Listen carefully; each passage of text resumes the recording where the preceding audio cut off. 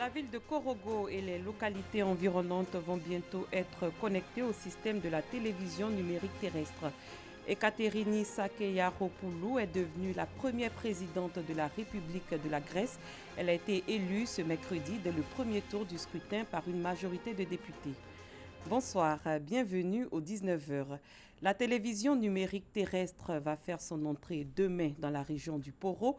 La TNT va y être officiellement lancée par les responsables de la Société ivoirienne de télédiffusion ainsi qu'une campagne de sensibilisation et d'information. Ce sera en présence de membres du gouvernement. Charles Tatou.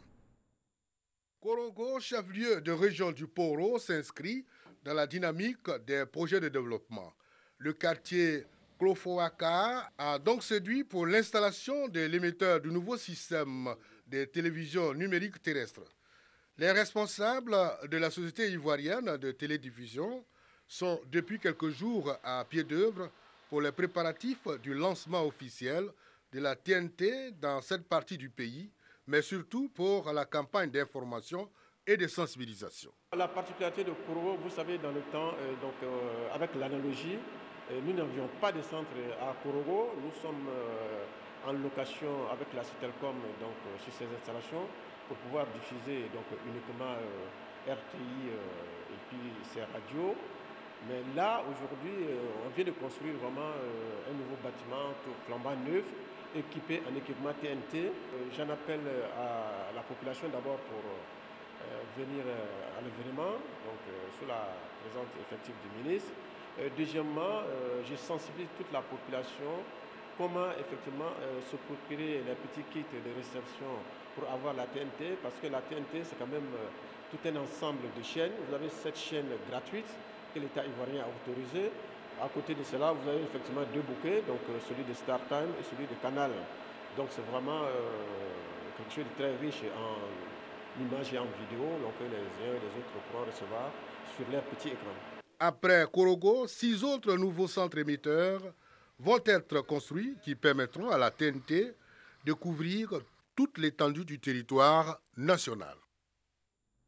Parlons distinction à présent. La cérémonie de récompense de la 7e édition du Comité national de distinction s'est tenue vendredi dernier.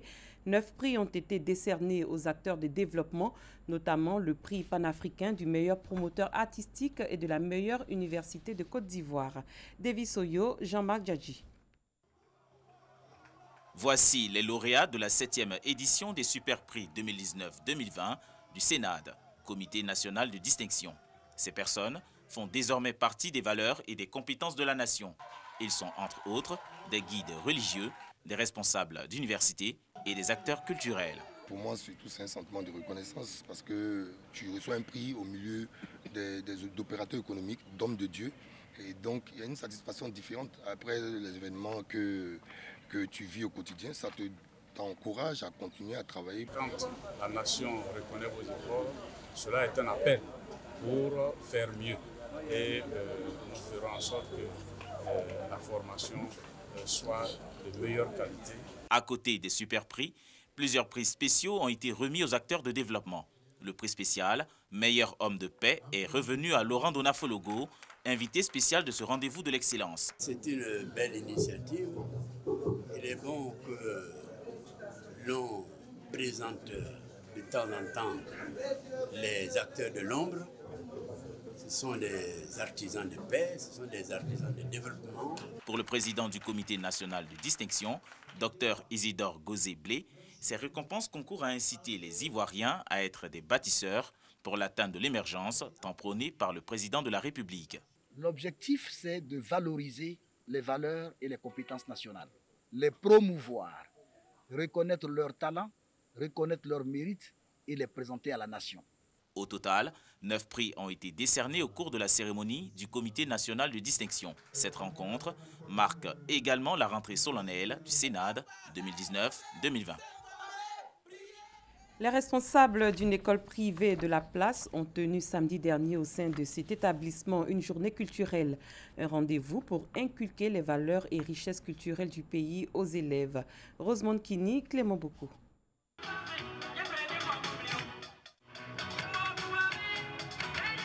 Danse en tenue traditionnelle, concours culinaires et défilés de mode.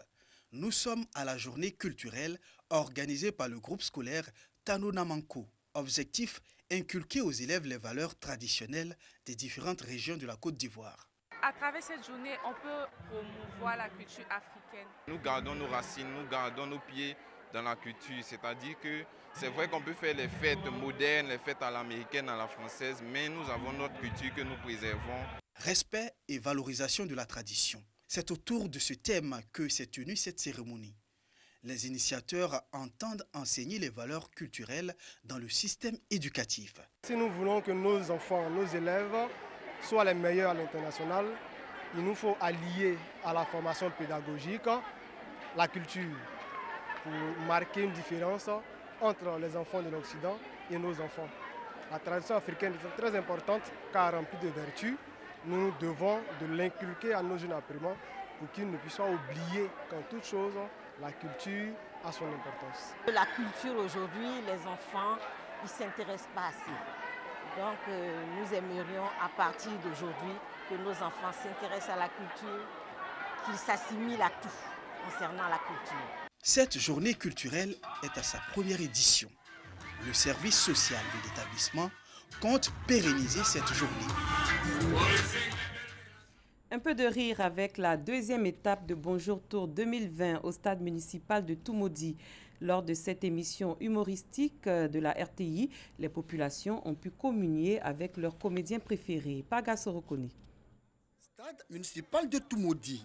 C'est le lieu choisi pour abriter la deuxième étape de l'émission humoristique de la RTI Bonjour. Émission qui s'inscrit dans le cadre de Bonjour Tour 2020. À cette occasion, les humoristes sur scène ont tenu le public en haleine. Il y a un jeune homme là, il m'a vu, il dit il veut m'épouser. Ah oui. Donc il allait me présenter à sa maman.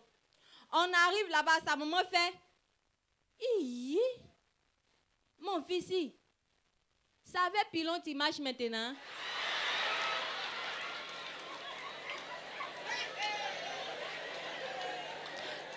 Attends, vous riez pour ce qu'il a dit ou bien vous vous moquez de moi? Et puis il est sorti. Mon neveu a commencé à prendre Yacouba, 2 jours net, sa nuque a commencé à pousser. Il dit il arrête Yacouba. Heureusement qu'il n'y a pas beaucoup de Yacouba dans l'armée, sinon de toute façon le gouvernement va dépenser sur Béré. La direction générale de la RTI vous salue. Vous savez, c'est un groupe. Vous savez, bonjour, c'est ça. C'est se rapprocher des populations. C'est d'être avec vous. Et c'est un partenariat signé. Madame le ministre a dit, chaque année, il faut qu'on vienne à Toumoudi. Les populations, elles, se disent fières d'avoir pu communier avec leurs humoristes préférés. La marraine de ce grand rendez-vous du rire, le ministre de la modernisation de l'administration et de l'innovation du service public, s'est réjoui de la mobilisation exceptionnelle de la population et des différentes prestations des humoristes. Oui, nous avons battu Yamoussoukro. Je voudrais appeler à la cohésion dans notre région, à la cohésion à Toumoudi. Parce que ces moments que nous partageons, je voudrais que nous puissions les partager régulièrement, tous les jours, que nous puissions nous apprécier. À la fin de ce moment de convivialité, les spectateurs ont eu droit à un feu d'artifice offert par le Premier ministre Amadou Gon Coulibaly.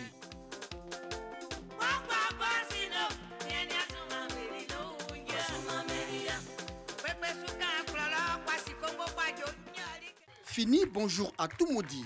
Rendez-vous à Abosso le samedi 25 janvier prochain pour plus d'humour et de rire. Et partout, c'est avec moi que les filles aiment sourire. Elles prennent des photos avec moi. Alain, c'est quoi? C'était quoi de mauvais? C'était quoi de méchant? Hors de nos frontières, 36 civils ont été tués lundi lors d'une attaque contre des villages du nord du Burkina Faso.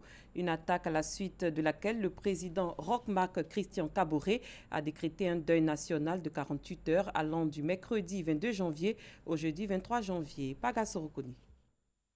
36 civils ont été tués et 3 blessés lundi lors d'une attaque contre les villages de la province du Samatenga dans le nord du Burkina Faso. Le lundi 20 janvier 2020, un groupe armé terroriste a fait éruption dans le marché de Nagrago y a abattu 32 civils, brûlé le marché et, dans son repli, en a battu 4 autres au niveau du village d'Alamou. Cette attaque a également fait 3 blessés. Face à ces attaques répétées contre les populations, le gouvernement a lancé un appel à une franche collaboration avec les forces de défense et de sécurité et au renforcement de la solidarité entre Burkinabés. Le Parlement burkinabé a adopté mardi à l'unanimité une loi permettant le recrutement de volontaires locaux dans la lutte anti-djihadiste. Ceux-ci disposeront d'armes légères. Le Burkina Faso, frontalier du Mali et du Niger, est confronté à des attaques djihadistes qui ont fait plus de 750 morts et 550 000 déplacés depuis 2015. C'est une première dans l'histoire de la Grèce. La magistrate Ekaterini Sakelaropoulou, 63 ans, a toutes les chances d'être élue mercredi présidente de la République hellénique et de devenir la première femme de l'histoire de la Grèce à accéder à ce poste essentiellement honorifique. L'actuelle présidente du Conseil d'État, fervente défenseuse de l'environnement, devrait être élue dès le premier tour du scrutin sur proposition du Premier ministre par au moins 260 députés sur 300, du jamais vu pour l'élection présidentielle grecque. C'est reparti avec Pagasorokoni. Le Parlement grec a élu aujourd'hui une femme présidente de la République pour la première fois de l'histoire du pays, une magistrate expérimentée, spécialiste en droit de l'environnement. Ekaterini Sakelaropoulou, 63 ans, actuelle présidente du Conseil d'État, a réuni dès le premier tour du scrutin le suffrage de 261 députés sur 300. Elle prêtera serment le 13 mars, le jour même de la fin du mandat de son prédécesseur, le conservateur Prokopis Pavlopoulos. Ekaterini Sakelaropoulou est présentée comme la candidate de l'unité et du progrès par le chef du gouvernement conservateur, qu'il a habilement choisi à ce poste car elle transcende les divisions partisanes traditionnelles. Avec plus de 200 suffrages requis par la Constitution hellénique, elle a été élue pour un mandat de 5 ans renouvelable par les députés du Parti conservateur au pouvoir Nouvelle Démocratie. Le nouveau coronavirus apparu en Chine a fait à ce jour 17 morts et contaminé des centaines de personnes selon un dernier bilan dont l'annonce mercredi relance les craintes de propagation. L'Organisation mondiale de la santé pourrait décréter une urgence internationale. Ami Koulibaly. Le nouveau coronavirus qui a fait 9 morts et contaminé des centaines de personnes en Chine pourrait muter et se propager plus facilement, ont averti aujourd'hui les autorités, exacerbant une inquiétude mondiale déjà renforcée par le signalement d'un premier cas aux États-Unis. Ce premier cas de contamination hors Asie intervient au moment où un comité ad hoc de l'OMS doit se réunir aujourd'hui à Genève pour déterminer s'il convient de déclarer une urgence de santé publique de portée internationale. Lors d'une conférence de presse à Pékin, le vice-ministre de la Commission nationale de la santé a précisé que le virus avait été diagnostiqué auprès de 440 patients. Le précédent décompte faisait état de 6 morts et près de 300 cas recensés. Le virus qui se transmet par voie respiratoire pourrait muter et se propager plus facilement au moment où des centaines de millions de Chinois voyagent à travers le pays pour se retrouver en famille à l'occasion des congés du Nouvel An lunaire qui débutent vendredi. Près de la moitié des provinces du pays sont touchées, y compris des mégapoles comme Shanghai et Pékin, où le lycée français a diffusé des consignes de prévention et distribué du gel antibactérien aux élèves. Le virus a été repéré en décembre à Wuhan, mégapole de 11 millions d'habitants, dans un marché de gros de fruits de mer et de poissons. On ignore encore son origine exacte ou la période d'incubation. Je précise que le coronavirus apparu en Chine a fait 17 morts. Fin de ce 19h. Merci de l'avoir suivi. Très bonne soirée. Je vous retrouve demain.